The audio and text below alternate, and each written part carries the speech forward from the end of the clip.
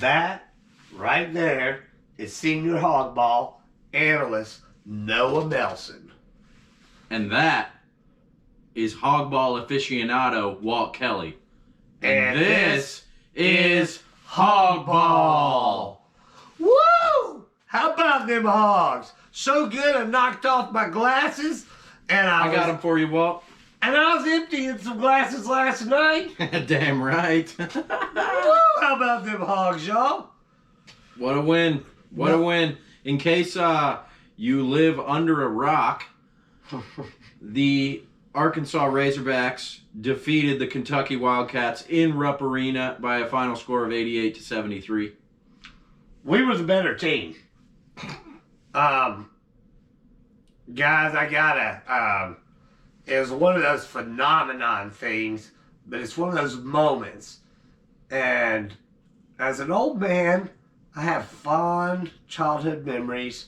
Most of my really important memories in my life have to do with the Arkansas Razorback basketball team. Just want to express myself there.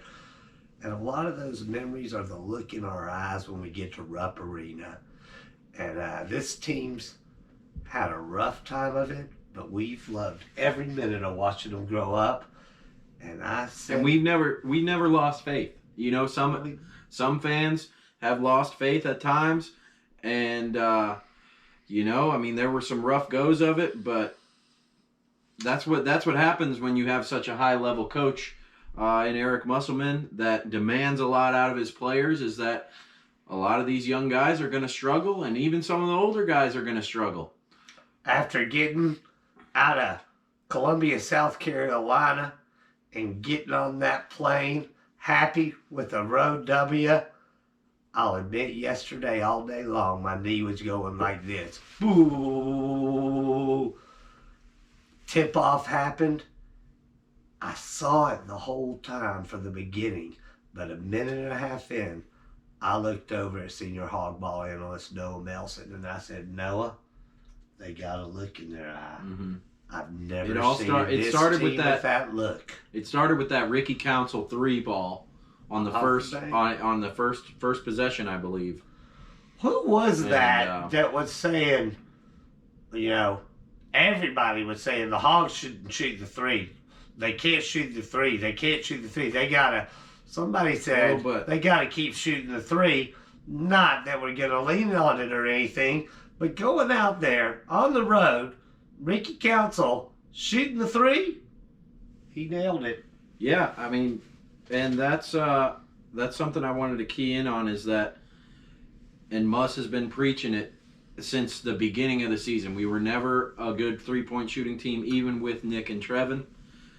But we don't want to shoot a high volume. We want to shoot feet set, open threes. And you know what? We only took 9 threes in that game. We made 4 of them. Wow. Continues to be a decent percentage. That's a 44%. I mean, you'll take that in any game, especially when you only shoot 9 threes and you score 88 points. I don't think that there are a whole lot of other teams in college basketball that can do that. One of the reasons I love to hear Noah Melson's perspective on college basketball, the game of basketball, and the Arkansas Razorbacks is because Coach Muss, when people throw those 3-point questions at him, he just kind of lets them roll off, and he brings up basketball game flow and everything. The Hogs, for about the last 5 games, have been shooting threes whenever it's a part of the flow of the Arkansas Razorbacks. Yeah. Whenever that's what the game's giving them and that's what they're supposed to do. Sometimes they miss those shots they're supposed to take. Mm-hmm. Sometimes they make them. Sometimes they make some that they're not supposed to be shooting. But last night's one of those games that makes you feel a lot better about everything. So for the first time, you get to see Hawgball here not tell everybody, really, guys, we're going to be able to get better. We're going to be able to get better. Now we're the ones telling everybody, okay, maybe slow your roll a little bit. This was a great win. Our best win of the season, dare I say. Maybe our best performance of the season. I mean, we gave up 73 points. And it wasn't a good defensive first half. But This is just one game, and what we're going to get to later is that we've got one hell of a trap game about to happen on Saturday against Mississippi State. But And you might be asking what a trap game is. Well, I'm going to tell you what it is. It's this Saturday, and we'll get to that. Yeah, for sure. Yeah, let's just go into kind of what the keys to victory for us tonight. I mean, I think the first thing that jumps out at me is the Mitchell twins absolutely manhandling Oscar Shibwe.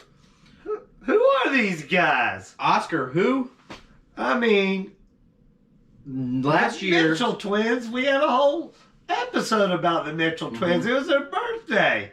Those guys last night. they played even better, dare I say. They didn't get a triple-double, but They were messing around. I think their mama still cooked their breakfast with Go Hogs. Whoa! Only on Hawgball right there. Mhm. Wow.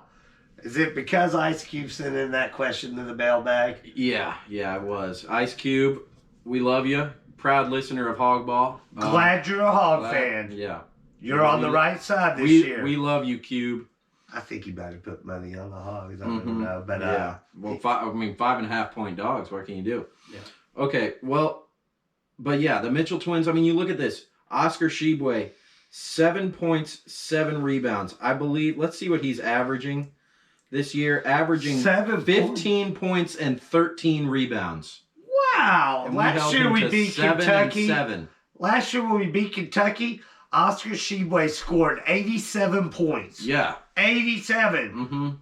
No, really. He scored 1,000,000 against us. Mm-hmm. Muss's game plan was to let him have it, let him beat the shit out of us. And But that's we're when we had shutting Jalen everybody Williams. down. And then Yeah. this year, I mean, it's a different team, and we had a lot more. Last year's Kentucky team didn't have a whole lot else to worry about outside of Shibwe, and this year they did. I mean, you had that one guy. I mean, it must have been Livingston, I think, or no, it was Reeves that had that absolutely lightning quick release in this game that caught us a couple times, but. Last year, we let him have what he wants, and this year he said, well, I think we got a guy named Mikel Mitchell that can show him a thing or two and show him what a man looks like in the paint. Mm-hmm. But they were, my goodness. It's still so much. It's really a lot. Guys, this team was 1-5. I know this sounds like Hawgball from last year, the year before. We said it was going to be like this year, but you never know how you're going to get there. But that team last night looked like they were the team people were talking about. Jimmy Dykes and the other announcer were just only mentioned they're missing 2 NBA players and they've been terribly riddled by injuries. There wasn't any talk about injuries after about 3 minutes of that game.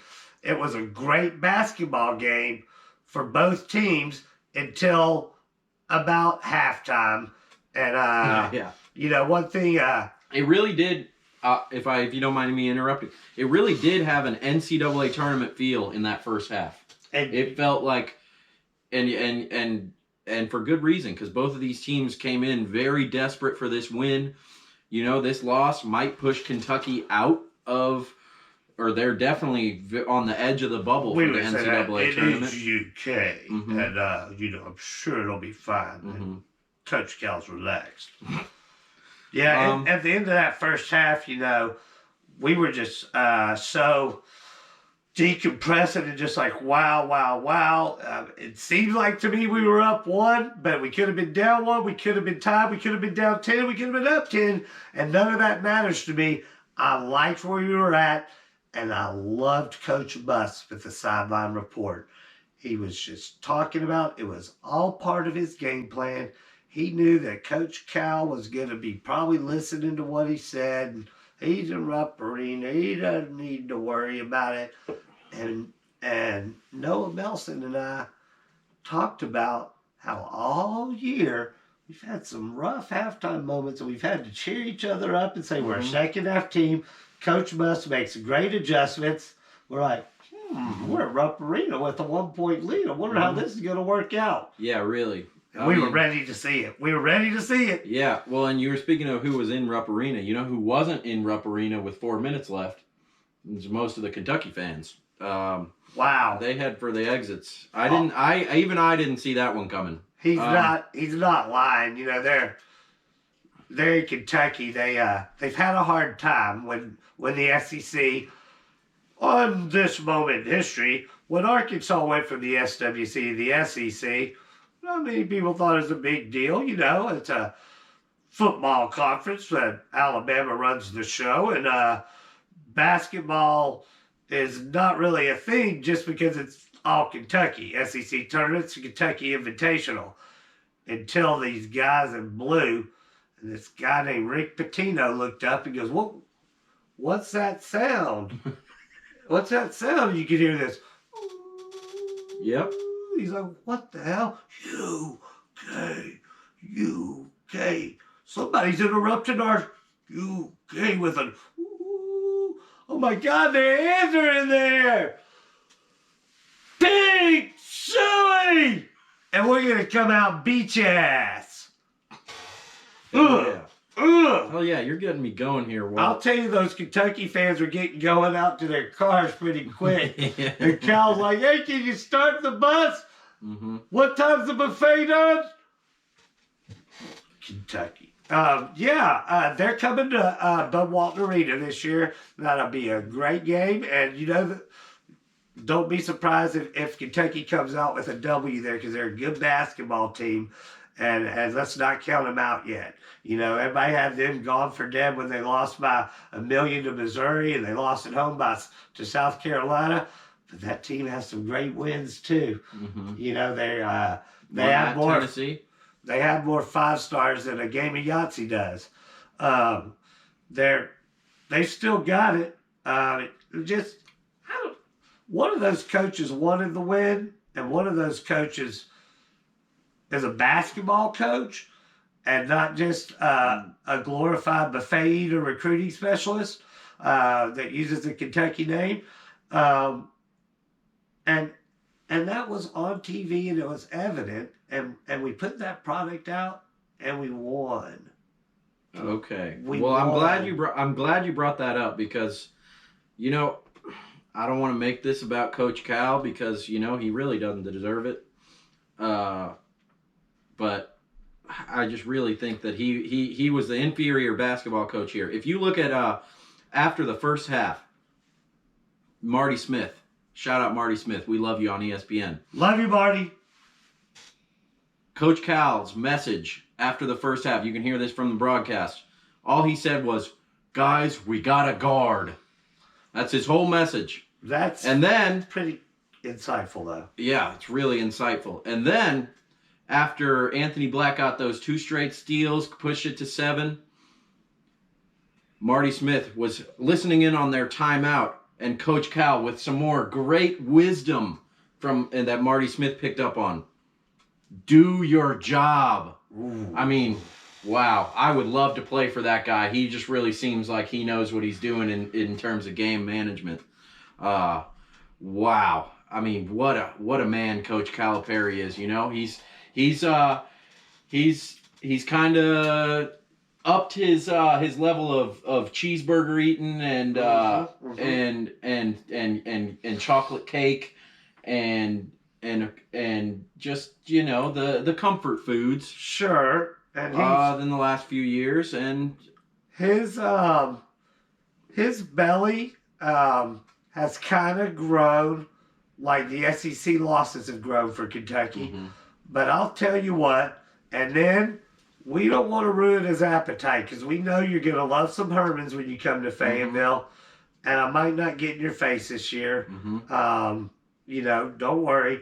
But one last thing to say about Calipari, I appreciate the heads up, because it helped me take a little relax for the rest of the game. At the second half, when we were excited to see what Coach must have for the Hogs, Coach Cal, he didn't seem too interested in it. Mm-hmm. Listen to my chair squeak. Oh, that's Cal. He had those legs, one over the other, looked back. They might have said, "Hey, honey, did you get that buffet order?" Mm-hmm. He literally wasn't worried about it. And the Hogs went on an 11-2 run, and oh boy, and all right, well, hey, is DJ Wagner still coming to Kentucky? I think he has.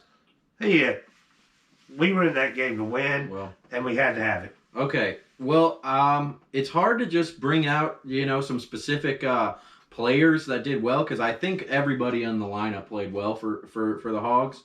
But you got to bring up Anthony Black, because, it's simply, he's a marvel to watch. You have to. He had 5 turnovers, and we're still loving him. He had 6 turnovers. Whoa! Hey, but he had 5 steals and 5 assists. So I'll take 10 turnovers from Anthony Black, which I don't think will ever happen, and I don't think he'll have more than 6 the rest of the year. He had that look in his eye. He had that look. But and they talked about in the post game that at one point we called the same play.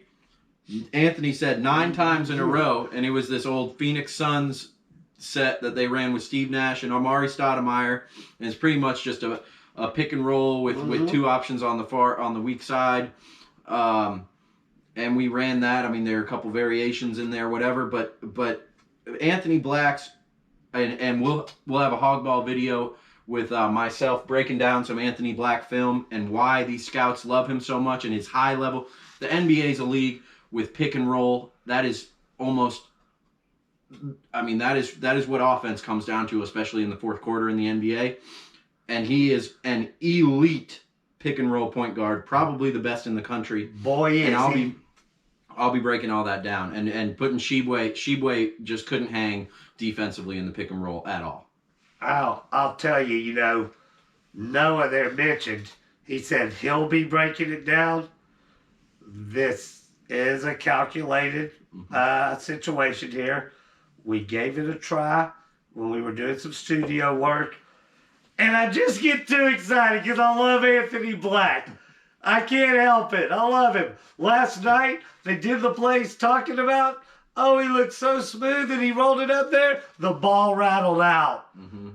And it looked good to me. It looked real good to me. Hey, AB, keep it up, buddy. This team's going as far as you'll let us, and that gives us a good chance to go all the way. Go Hogs! Mm-hmm. A couple... there's so much that we could talk about, but I think we Jordan Walsh is worth a mention, who got 22 minutes, would have played more if he didn't get into foul trouble in the first. Those are 22 good-looking minutes.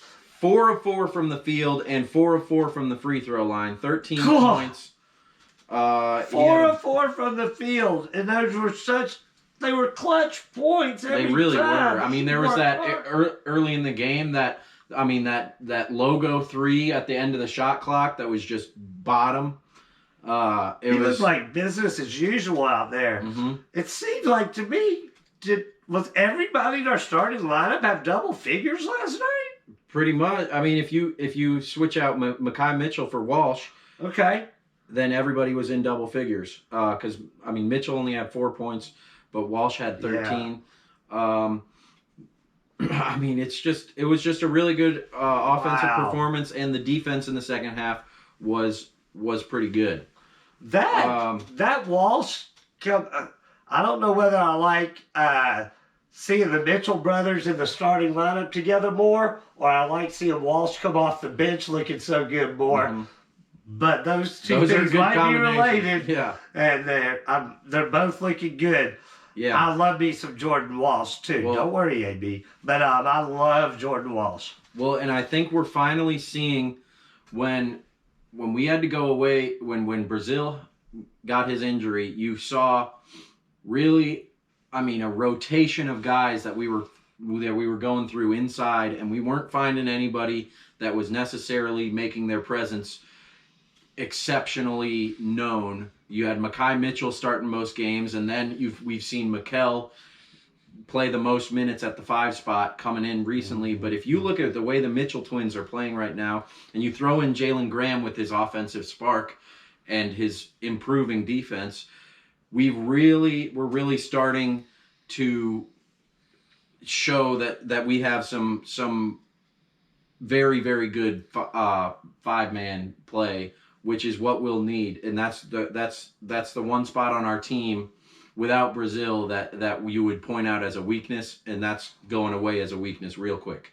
So Noah, the Mitchell twins have played a lot of college basketball in their career, and they've got some miles and schools behind them, and they've always been a package deal. Mm-hmm.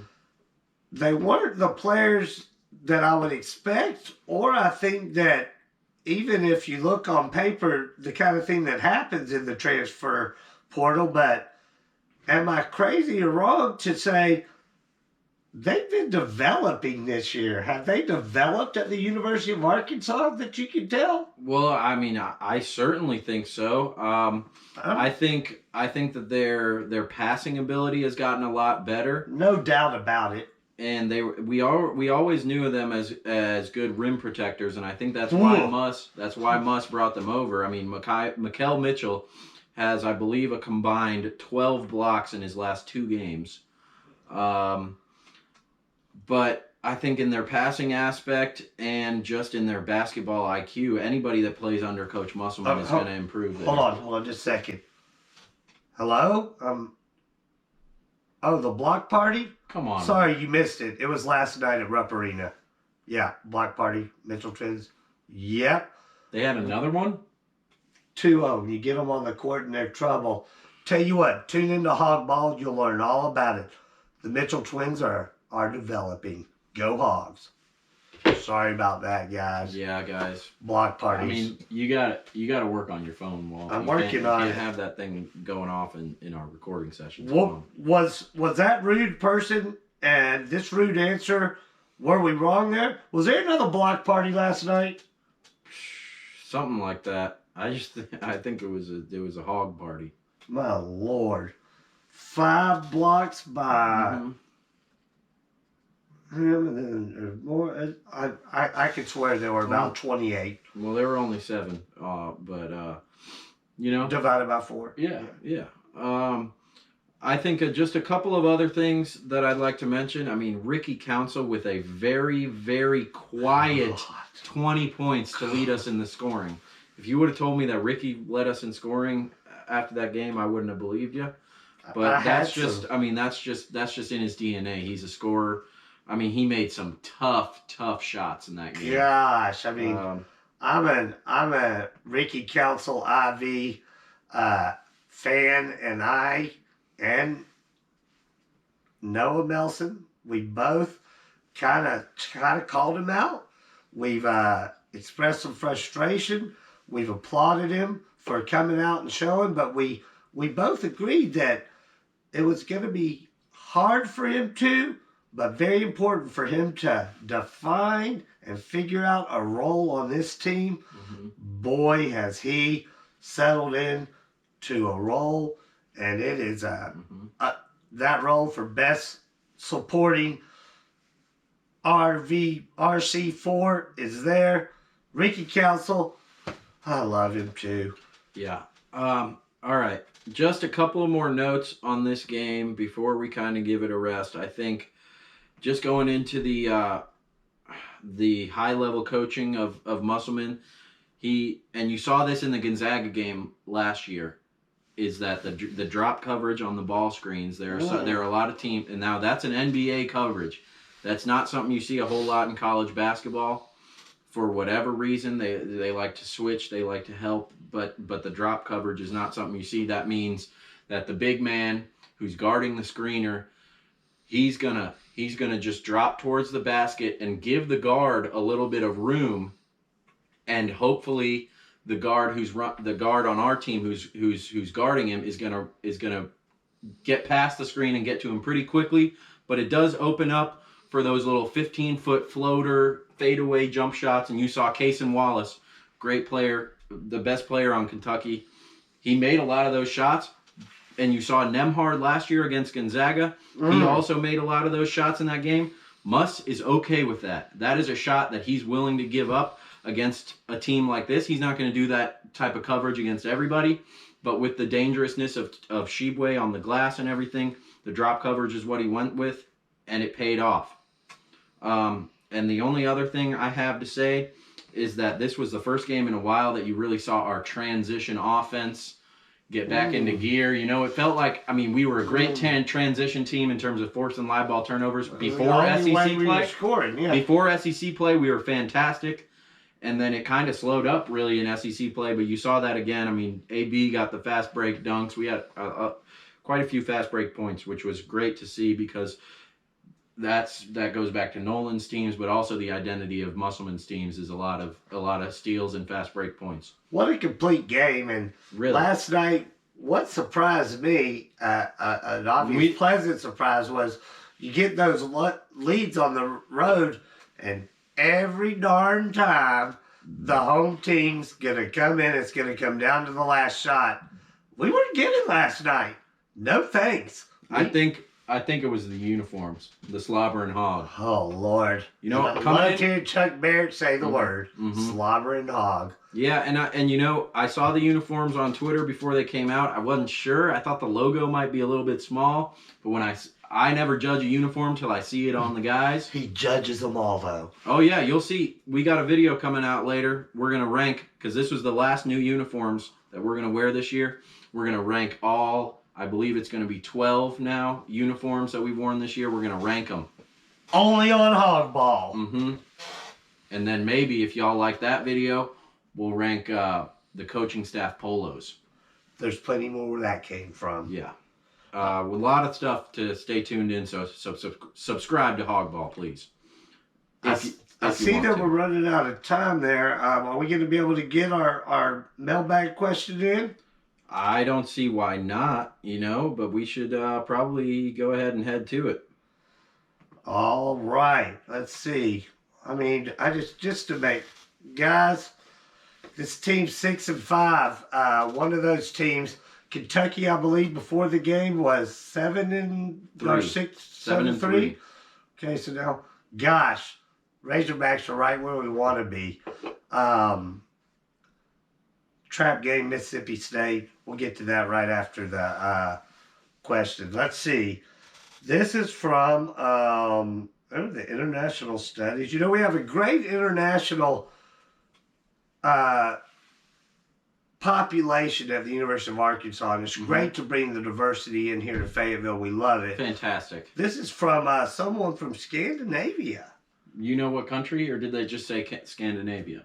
Are you just assuming? They said...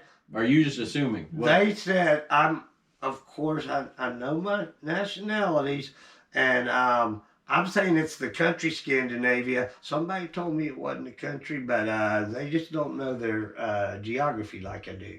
Yeah. Okay, anyway, it's Scandinavian name. His name's Eichenkoff. Ooh, say that 18 times. Eichenkoff. Wow. Regardless, Eichenkoff says... Does he got a last name? Hold on. His email address is last name is a weird name. It's Thogs. Thogs? Yeah. I can call Thogs? I can thaw hogs too. I mean, nice name. I guess his parents must have been Razorback fans. Dear Hawgball, my parents are huge Razorback fans. How'd I know? My gosh. You know, I didn't know. I wonder. Oh, I guess in the internet age, you can see the hogs anywhere you want. Yeah. Everybody's got hog fever right now.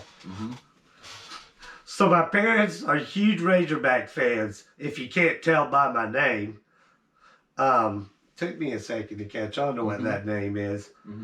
My question is, we are hearing all over the place that Nick Smith will not play another game, Now, I'm hearing reports that he or somebody said that he's going to play again this year. Do you have any thoughts? I am a long-time listener and first-time watcher. If you've already discussed this on this show, I apologize. Hawgball, we love you out here at the university. Go Hogs. Well, wow. Long-time listener, first-time watcher. That's kind of interesting because we don't put out an audio version of this, but maybe they just listened to it while they went to sleep or something. Might be a Scandinavian thing. Yeah. Yeah. That's what I'll go with. But great question from our. I don't know if it was a man or a woman. I can call. I could call. I could call it either way. Yeah. Oh, you see what he did there? I did. Yeah, you clearly did. But you saw Eric Musselman come out today, and today, as we're recording this, is the day after the Kentucky game. In his press conference, said that Nick Smith had returned to practice for maybe a couple of days ago. Which is the most generous thing he said about Nick Smith in years. Yeah. Yeah. But here at Hawgball, we have our ears on the inside. I can't give up my sources, nor would I ever. But we have sources close to the locker room that are saying, and you can count on us here at Hawgball, Nick Smith will be playing basketball at Bud Walton Arena on Saturday against Mississippi State. Only on Hawgball will you hear that, and that's the first you've heard of it. Only on Hawgball. And I'll also say only on Hawgball, you'll never hear us say somebody's going to play in a game or start a game, because we all know Coach Muss makes these decisions on Saturday, and this game will be like none other. But only on Hawgball do we have the info that says you're going to see him on the court on Saturday, unless he slips and falls in the bathtub between now and then. Mm-hmm. So, and this team, one of the reasons Nick Smith wasn't going to be brought up tonight, and we were going to kind of keep, I'm not privy to it, but senior Hawgball analyst is, the source, we were going to kind of hold this tight, but I can call, did ask the question, and I think nobody said it, and I guess nobody knows, and we know, and we feel like our loyal, try to say that 3 times like I just did, messed up one of them, fans deserve to know the truth. Mm-hmm. You're going to see Nick Smith in the game on Saturday against a Mississippi State team that can play basketball, and like we said, is a classic trap game. And Noah, why don't you tell us what a trap game is? Well, if you aren't gambling aficionados or basketball longtime watchers, a trap game is one where you're flying high. We just came off our best win of the season, arguably, against Kentucky. You're flying high, and now we're headed back home against an unranked Mississippi State team that, we feel like we're definitely going to be the favorites to win this game. I think ESPN's got us at as a 75+% chance to win, whatever that means.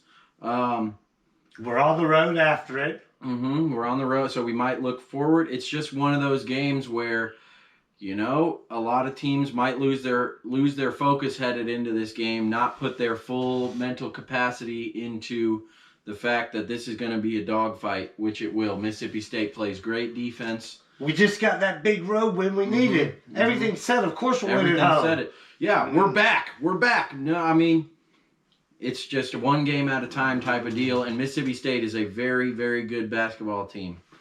Like he said, it should be a dogfight, and there is a pun intended there. But Hogs are going to beat dogs in a dogfight. There's plenty of bulldogs out there in the country, but there's only one hog, baby. Love you, Houston Nut. Yep, trap game. So let's keep our focus. Let's look for 2 things. Hogs, stay focused, beat Mississippi State. It'll be fun to see Nick Smith out there in a Razorback uniform. And let's see how he finds his role on this team. Because right now we're doing okay without him.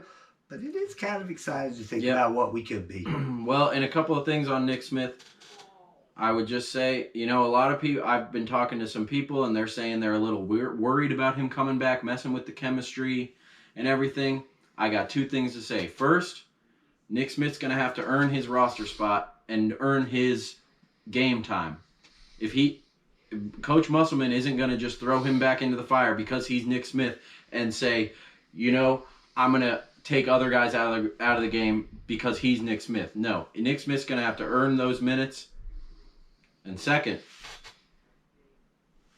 Nick Smith is a ball player. He is a thoroughbred hooper.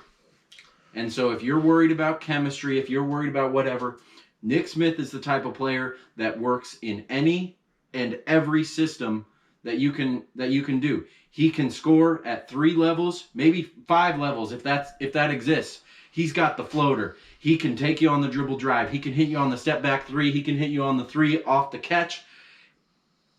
It just becomes a whole different game. Oh yeah, and he can pass the basketball. It's not bad news for the team. It's bad news for the team would be like following John Calipari in the buffet line at Golden Corral. Golden Corral. That bad news for the team. You don't want that to happen. Nick Smith coming back to join this team. That's going to be all right. It's going to be all right. Yeah, that's going to be great. That was great stuff, Noah. I appreciate those 2 points. Yep. And I would also just say, Coach Muss says he's been even working. He worked some new sets that we hadn't ran all year against Kentucky in the last game. Well, I bet you can bet your ass that we'll be working in some new sets as soon as Nick Smith's back on the court. I mean, you've got all these plays that we called for Moses Moody, coming off screens, around, catch and shoot threes, whatever you want. We didn't really have a guy on this team with Nick out that we could run those plays Devo became our we need some now offense. We do. Yeah. Well, we didn't even talk about Devo in the Kentucky game, but hey, Devo! We love you, Devo! We love you! He was huge in the first half, but yeah, a lot of things to like. But this Mississippi State game is huge because it's just one that could really halt our momentum if we don't pull out the win, which I fully believe we can and will do, because Coach Muss knows how to prepare his guys for a game. But yeah, that guy Tolu Smith, their big man, he's a big time player.